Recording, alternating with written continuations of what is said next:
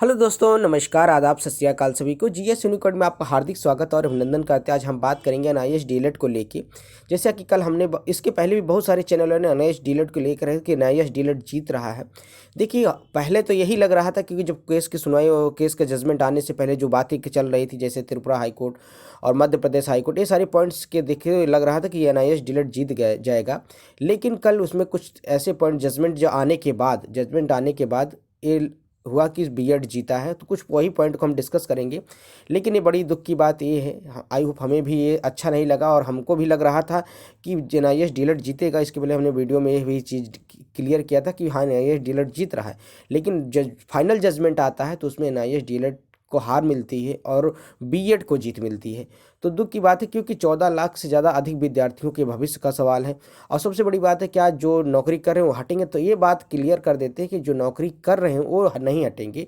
जो फ्रेश भर्तियों में शामिल होने की बात होती है उन्हीं के लिए डिसमिस किया गया केस। देख सकते हैं इन रिजल्ट विल पास। ये 43 नंबर का आर्डर में 43 पॉइंट्स है, जिसको मेन यही मुद्दा है जहाँ से ये केस डिसमिस हुआ है। देखिए, the writ petition filed by the original writ petitioner are dismiss. कहने का मतलब है कि यहाँ पर वो केस ही डिसमिस कर दिया गया है। जो नैनीताल का जो केस था उसको डिसमिस कर दिया सुप्रीम कोर्ट से। अब देख लेते हैं सुप्रीम कोर्ट का, ये हिंदी में पूरा हम आपको अनुवाद बताएंगे।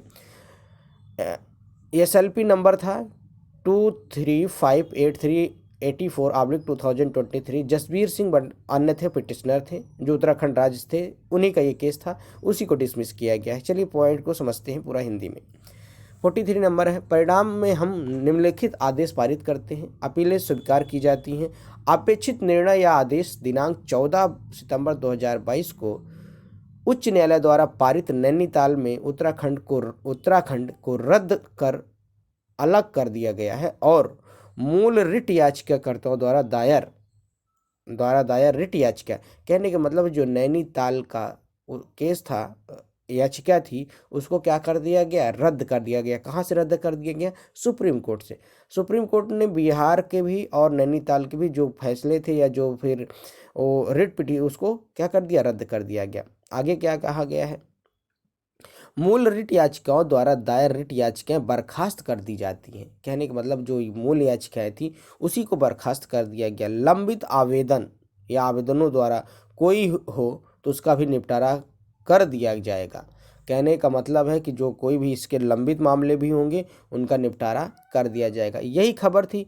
कहने का मतलब है कि बीएड यहाँ पर जीता है। एनआईएस डीएलएड को कहीं ना कहीं हार का सामना करना पड़ रहा है।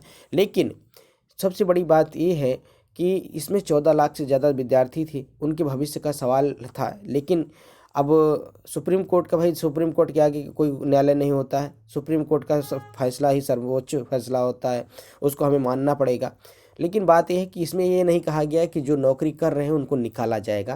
कहने का मतलब ये है, अब जो फ्रेश भर्ती में ये नहीं शामिल हो पाएंगे। और दूसरी चीज़ें हैं कि और इनको नौकरी की जो कर रहे हैं इनके लिए क्या समस्या आएगी, क्या इनको बाहर किया जाएगा, इसके बारे में कहीं लिखा तो नहीं है। बट एक चीज़ है कि इनको नौकरी से निकाला नहीं जाए, क्योंकि पहले इस बात को जैसे एनसीटी ने कहा था कि हम उस आधार को देखते हुए उनको कराया गया था जो शिक्षक में कार्यरत थे। तो इसमें उन्होंने कहा नौकरी तो उनकी बच गई, लेकिन वो जो फ्रेश भर्ती में शामिल होने की बात थी वो कहीं ना कहीं अब नहीं हो पाएगा।